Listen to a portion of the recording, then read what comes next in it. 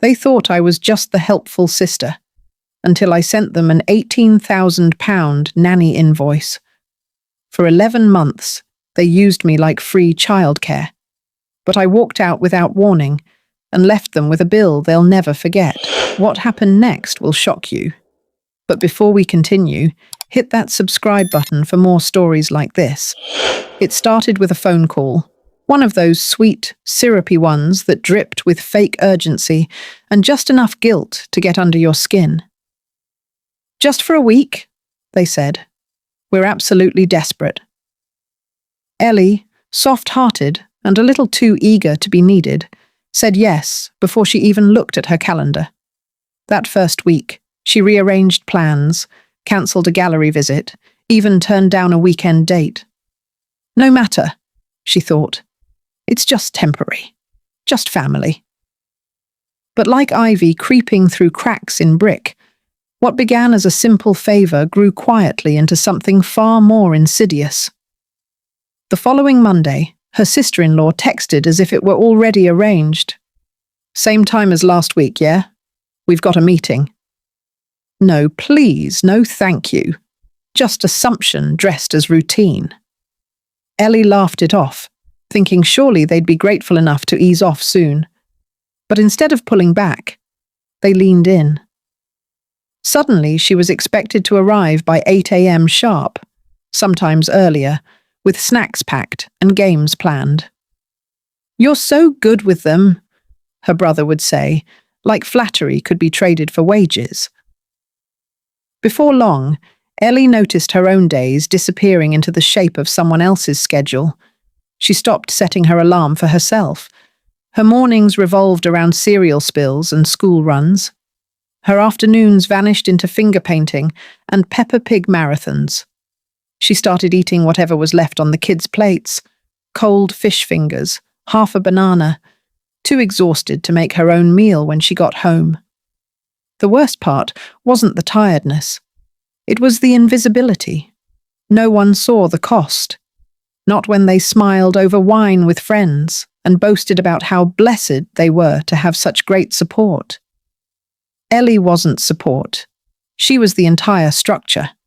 And yet, she didn't speak up. Not when they skipped her birthday. Not when they left her off the Christmas card. Not even when they forgot to pay for the extra groceries she kept buying.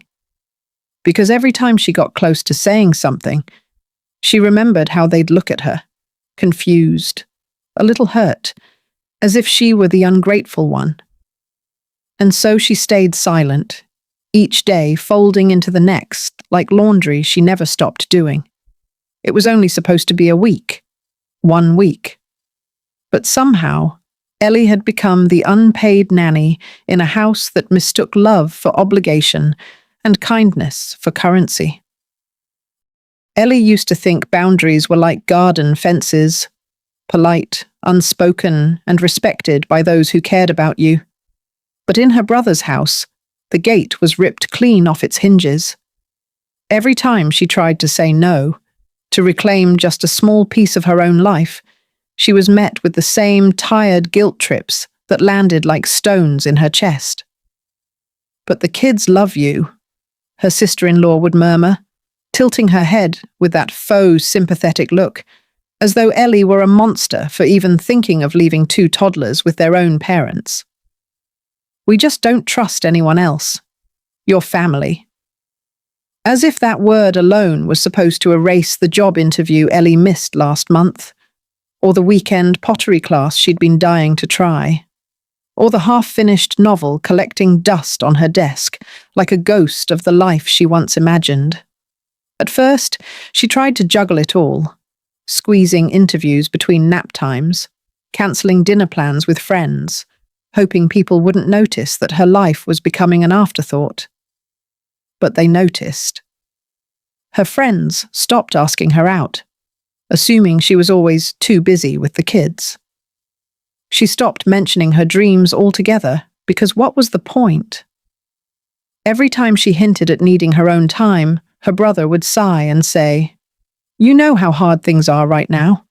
You're the only one we can count on." Those words, heavy with obligation, stuck to her like wet clothes she couldn't peel off. She wasn't the only one they could count on. She was the only one they expected to sacrifice without complaint. They lived as if her time was on loan to them, an open tap of free labor they could sip from whenever life got inconvenient. Meanwhile, Ellie's world shrank. She no longer had mornings with coffee and quiet reflection, just shrieking alarms, spilt milk, and endless piles of Lego to avoid stepping on. Evenings weren't hers either. They belonged to bedtime battles and just one more story marathons. Slowly, like a candle burning from both ends, Ellie felt herself dimming. She wasn't a sister anymore. She wasn't Ellie anymore.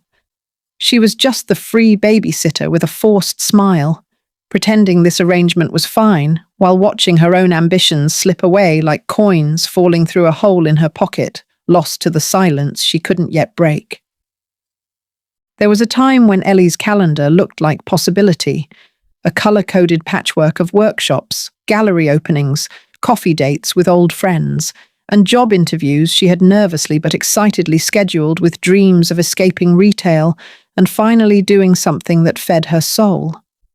But slowly, and then all at once, her days began to disappear, like socks in a broken washing machine. At first it was just one missed book club meeting. She texted the girls saying she'd reschedule, blaming a stomach bug when in fact her brother had begged her to watch the kids so he and his wife could finally have a date night. Then it was the art class she'd saved up for, the one she'd dreamt about since uni, the one she'd waited months to get into.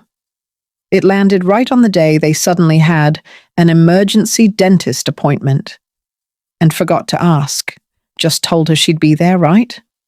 When Ellie hesitated, her sister-in-law gave her a look that said, "You wouldn't actually leave us in the lurch, would you?" She skipped the class, and the next. Eventually, she stopped signing up at all.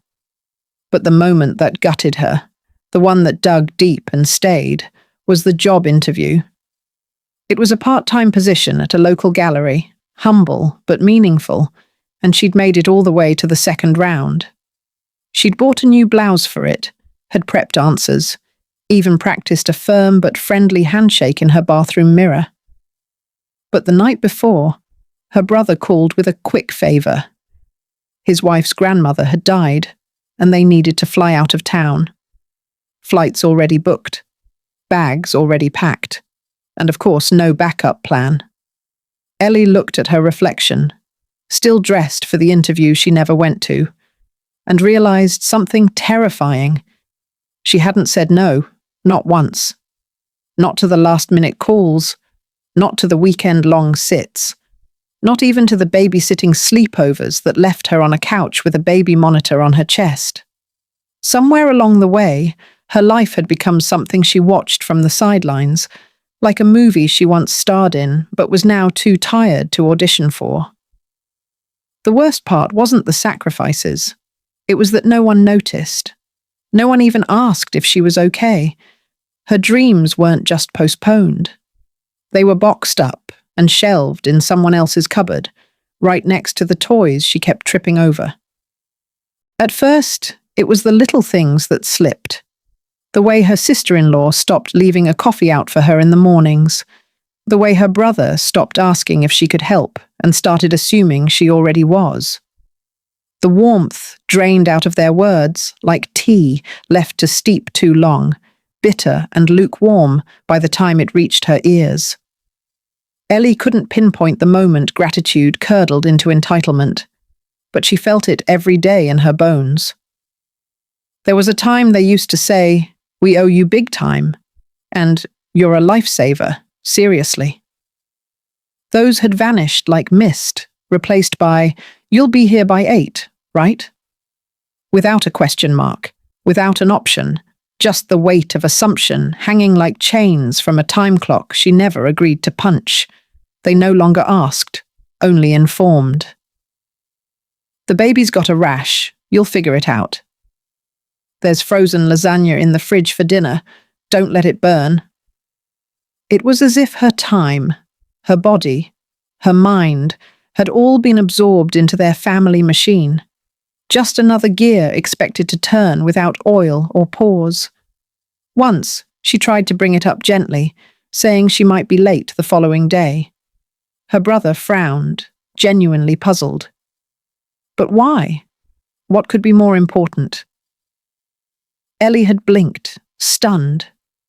What could be more important than giving up her autonomy, her hours, her plans, her mental health for free childcare?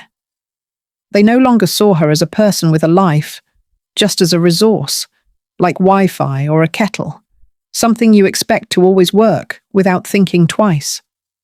The final sting came when her sister-in-law, scrolling Instagram while Ellie changed nappies, offhandedly remarked, "You're so lucky you don't have to deal with a real job." Ellie laughed, a brittle little sound that snapped in her throat like glass under a shoe. Lucky. That was what they thought. That her unemployment, her stalled career, her unpaid hours spent raising someone else's children while hers, her ambitions, her plans, withered in the dark, was luck. And still, she showed up, not because she had to, but because she loved those kids. And that love, they wielded like a collar, knowing she wouldn't leave. Not yet. Gratitude had once been a thank you note and a warm hug. Now it was a calendar notification. Now it was silence. Now it was ownership. It was supposed to be different this time, her first Christmas in 3 years without Mum, a season already tender and raw with absence. And Ellie had dared to imagine it might be warm in a different way, maybe just the 5 of them, quiet and close. Her brother had said they'd spend the day together. That family mattered most. And Ellie, hopeful as ever, wrapped gifts for the kids and baked gingerbread men with little scarves of icing. But on Christmas Eve, as sleet tapped the windows and the wind rattled the old sash frames, her sister-in-law emerged in a sparkling red dress and high heels, one child clinging to her leg, the other wailing in a sugar-crashed tantrum. "We'll only be a few hours," she said breezily, not quite making eye contact. "You don't mind, right? You love being with them." Before Ellie could answer, they were gone, her brother in a matching jumper, laughing as they disappeared into the cold night. Hours later, as Ellie sat cross-legged on the carpet, a toddler sprawled across her lap, sobbing over a missing toy. She scrolled through her phone and saw them. Filtered photos of the happy couple in golden light, champagne flutes raised, hashtags glowing. Grateful, blessed, Christmas magic. And there she was, on the floor with mashed peas on her jumper and the dull ache of betrayal pulsing through her ribs. The only food in the fridge was some cold stuffing and a piece of dry turkey breast wrapped in foil, which she ate hunched over the sink so she wouldn't wake the baby. She hadn't brought a change of clothes, hadn't expected to spend the holiday as a live-in ghost, unseen, except when needed. The TV played some old holiday film, a laugh track echoing hollow in the empty room, and Ellie realized the decorations she'd helped hang weeks ago were still askew. One paper snowflake drooping like it, too, had given up. That night, when she lay on the couch with no blanket and her coat wrapped tight around her, she felt something inside her quietly rupture.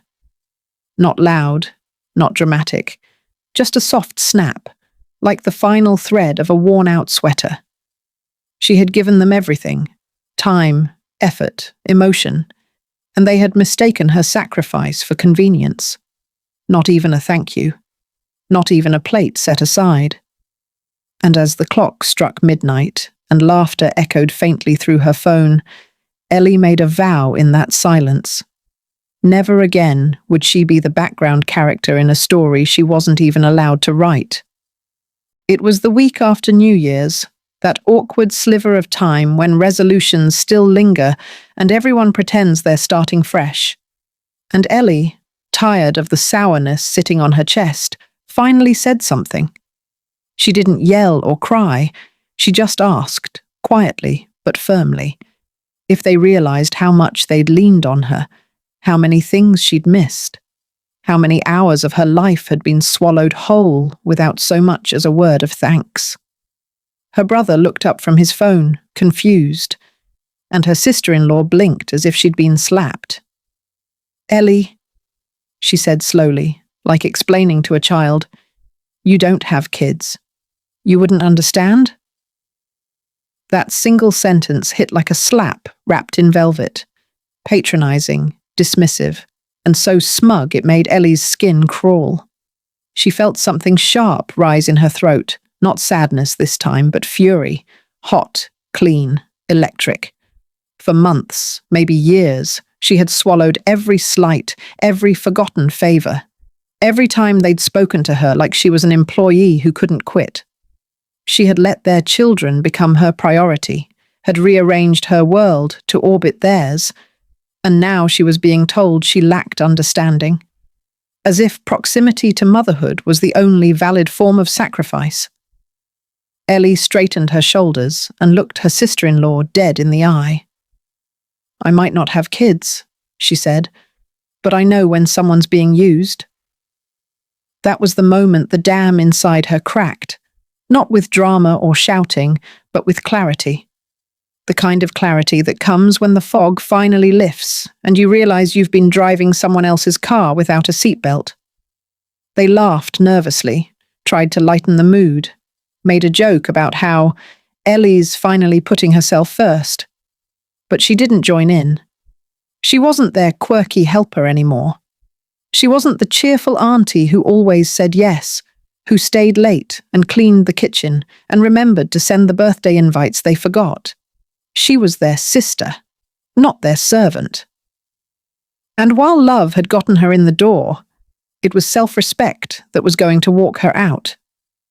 That night, she didn't babysit. She didn't cook. She didn't text to check in. She went home, lit a candle, and sat in the silence of her own space with a journal open and a plan forming. Being hurt had exhausted her. But being angry, that was energizing. That was fuel. There's a moment, right before a storm breaks, when the air goes still and electric, charged not with fear, but purpose. That's where Ellie stood now, in the quiet before the storm she was about to unleash. For the first time in months, maybe even years, she stopped reacting and started documenting. Every hour she babysat went into a spreadsheet, color-coded, time-stamped, broken down by date and duration. She logged meal costs, petrol, last-minute pickups, late-night emergency sits, and the Uber rides she paid for when they forgot the car seat or were too busy to come home.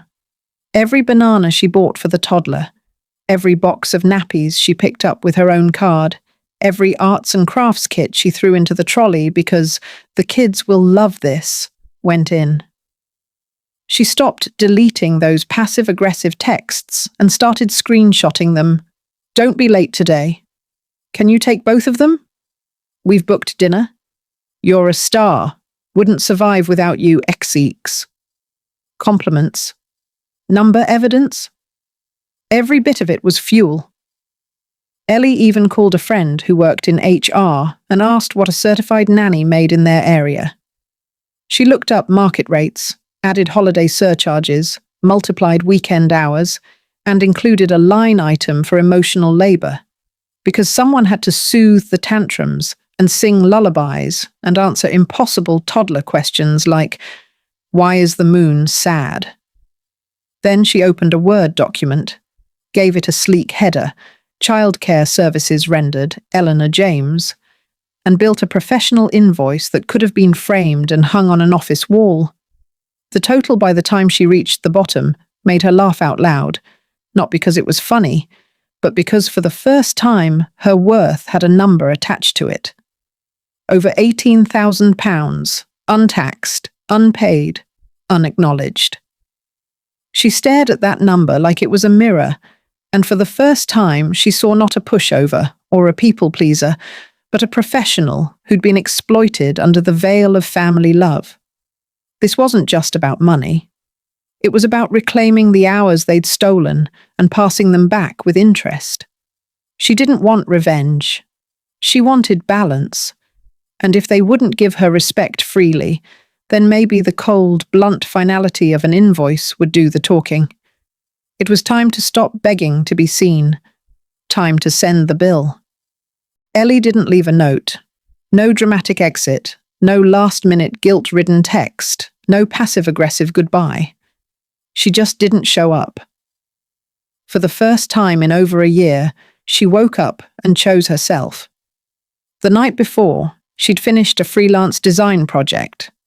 A simple logo for a local coffee shop that paid modestly, but meant everything. It wasn't the money, though that helped. It was the reminder that she still had skills, dreams, a life outside of meal schedules and dirty nappies. She'd transferred half the payment into her account, shut her laptop, and booked a one-day spa retreat 3 towns over. No kids, no family, no expectations, just soft towels and silence. That morning, instead of slipping into her worn trainers and rushing over to her brother's house before the cereal hit the floor, she zipped up a small overnight bag and slipped into clothes that didn't have baby spit on them. Her phone buzzed once, twice, then again. Calls from her brother, a stream of messages building like a storm behind her locked screen. She didn't read them, didn't need to. She knew exactly what they'd say. "Where are you? Are you coming? The kids are asking for you." They always asked for her, never about her.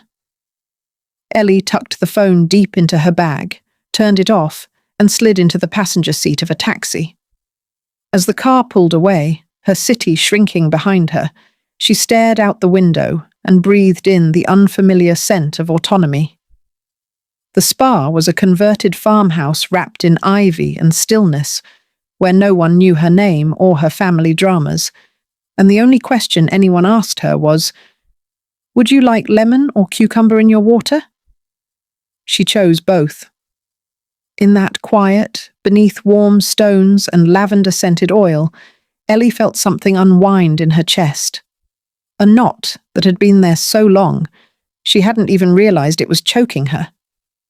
She dozed in a sunlit room, with nothing but the hum of soft music and the knowledge that, for once, she wasn't available. Not today, not anymore. That afternoon, wrapped in a robe softer than anything at her brother's house, she looked at her reflection and didn't see a nanny, a helper, or a doormat. She saw Ellie, just Ellie, and for the first time in far too long, that was enough. By noon, the panic had fully bloomed. Ellie's phone, still turned off and tucked into the inside pocket of her robe, had already become the epicenter of a family meltdown she would later scroll through like a spectator at her own trial. When she finally powered it back on, a deluge of chaos came flooding in. Calls from her brother, texts stacked on top of each other like falling bricks. Voicemails so long, the phone warned her she was running out of storage. "Ellie, where the hell are you? The kids won't stop crying. We have work meetings. You can't just disappear." As if her absence were an act of violence rather than the quiet reclamation of a stolen life. One message started with her sister-in-law's voice, thin and panicked, saying, "Ellie, please, just let us know you're okay," followed quickly by, "You've really put us in a difficult position." That part made her laugh, an actual breathy laugh that startled the woman in the massage chair beside her. A difficult position? Ellie thought. Welcome to mine. She hit delete. Not out of cruelty, but clarity. She'd spent over a year wiping tears from cheeks that weren't hers, rocking babies to sleep, while no one thought to ask how she was sleeping. She remembered the nights she'd cried quietly in her car outside their house, dreading the next favor they'd rope her into, and the days she'd cried silently in their kitchen while boiling pasta and scraping dried paint off the table. Nobody noticed. Nobody asked. But now, suddenly, her absence was a crisis. Not because they missed her, because they missed what she did. The help, the silence, the compliance. Her brother even emailed her, something he hadn't done in years, titled, "This isn't like you." That line sat with her the longest. No, it wasn't like her. Not the version of Ellie they'd built, reliable, invisible, ever smiling. But it was like the Ellie she used to be, before she was buried beneath nap schedules and guilt. That Ellie didn't apologize for being unavailable. That Ellie took up space. She saved the email, but didn't respond. They would manage, or they wouldn't. Either way, it wasn't her crisis anymore. As she lay back beneath a sun-warmed towel, phone flipped face down, she whispered softly to herself, "They're grown adults. They'll survive. And if not, well, that wasn't her responsibility. Not anymore." 3 days after silence settled like fresh snow over the charred remains of their meltdown, Ellie sat at her kitchen table, still in her pajamas, sipping lukewarm coffee with deliberate calm, and attached a PDF to an email that would detonate more effectively than any argument ever could. No flowery intro, no pleasantries, not even a passive-aggressive smiley face. Just the subject line, "Invoice for services rendered." And below it, neat and clinical, "Nanny services, January to November. 11 months, 42 weeks, 1,188 hours, £18,420. Payment due within 30 days. She even included her bank details, styled like a professional childcare agency, and ended it with a polite, "Please do not hesitate to contact me with any questions." It was so calm. It was nuclear. She hit send, and for a moment, nothing happened. Then, 20 minutes later, her phone lit up like a Christmas tree doused in gasoline. Her brother's name flashed on the screen, followed by a flurry of messages that ranged from shocked disbelief to furious outrage. "Is this a joke? You're charging us for family? This is disgusting." But what none of them realized, what Ellie knew with crystalline certainty, was that money, not emotion, was their pressure point. They hadn't listened when she was exhausted. They hadn't noticed when she stopped smiling. But now, with a price tag attached to her stolen hours, they were finally paying attention. The outrage wasn't about betrayal. It was about accountability. For months, they'd moved through life on the luxury of her unpaid labor, mistaking her silence for consent and her reliability for obligation. But now, with a number staring them in the face, a number that mirrored back every hour she'd spent wiping noses, preparing meals, cleaning up glitter explosions, and singing lullabies, they were being asked to see the debt. Not emotionally, financially, and it rattled them, deeply. Ellie ignored the calls. She didn't flinch when her sister-in-law wrote, "You've really changed," as if growth was some kind of insult. She simply watched the read receipts tick green and let the silence stretch. They had 30 days. She marked it in her calendar like a deadline at work. And for the first time in a long time, Ellie felt something close to peace. Not because she believed they'd pay, but because she finally believed she was worth it. Every hour, every tear, every line item on that invoice, worth it. The fury came in waves, texts drenched in disbelief, calls laced with wounded pride, and an email from her sister-in-law with the subject line "unbelievable" that read like a bad monologue from a family drama. "This is family," it began, indignant and theatrical. "How could you charge us? After everything we've been through together. Ellie read it over her morning toast, unbothered, the butter melting slowly as she sipped her coffee and rolled her eyes so hard it almost gave her a headache. It was always like this. Every time she set a boundary, they called it betrayal. Every time she asked for something back, they called her cruel. Cruel, she murmured aloud, genuinely amused. Cruel is watching me burn out and calling it love. Later that afternoon, after ignoring 5 missed calls and another passive-aggressive group message that included phrases like heartless and what happened to the old you, she finally responded with one sentence, firm and unshakable. You used me like staff. I charged you like staff. No more, no less. Let them sit with that. And they did. For hours. Then came the second wave. You should have said something sooner. You didn't have to make it so formal. We thought you wanted to help. Ah, yes. The classic switch. Blame her for their assumptions. Guilt her for not speaking up while conveniently forgetting every time she did, and was brushed off with, "Don't be dramatic, or you're overthinking it." Ellie knew their script now, line by line. What they really meant was, "We liked it better when you were too exhausted to speak." But she wasn't exhausted anymore. She was awake. And with that wakefulness came a certain kind of resolve, not sharp and bitter like revenge, but steady and clear, like a boundary that finally holds. They wanted her to crumble. They wanted a tearful phone call, a retraction, maybe even an apology. Instead, she gave them silence and an automated payment reminder scheduled for day 15. Because this wasn't about punishing them. It was about reminding herself that her time, her energy, her life had value. If they wanted to call that cruel, let them.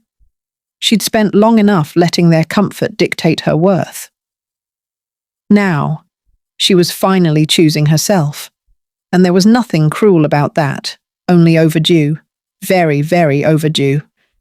It was almost laughable how quickly their tone changed once a payment deadline appeared on the horizon, like a distant storm cloud, finally rumbling close enough to rattle their windows.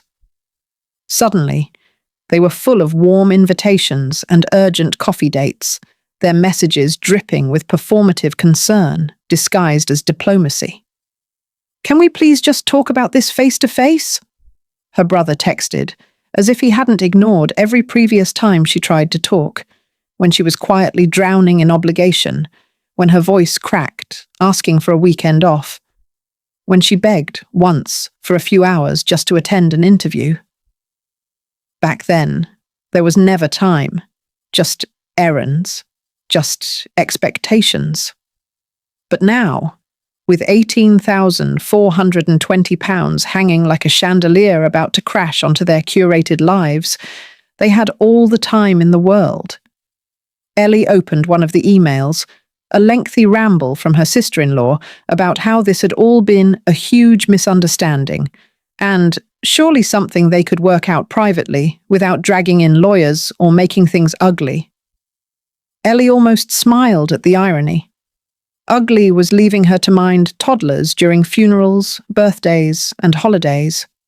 Ugly was assuming her loneliness was availability. But she didn't argue. She didn't engage.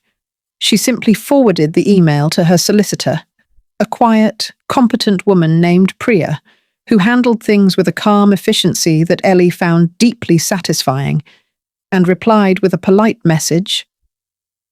"Please direct all further communication to my legal representative, wishing you both a peaceful resolution." That line, she imagined, must have hit them like cold water, because they finally understood this wasn't a tantrum or an emotional outburst. This was a transaction, a formal correction. Ellie wasn't here to be soothed back into submission over cappuccinos and hollow apologies. She didn't want closure. She wanted compensation. And while she didn't expect to get every penny, the point wasn't perfection. It was principle. That night, as she lit a candle and read a novel uninterrupted for the first time in months, her phone sat face down, undisturbed.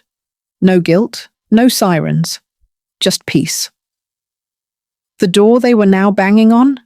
She'd already walked through it and locked it from the other side. Conversation, she thought, is what you have before the damage is done. What came after wasn't a discussion. It was an invoice.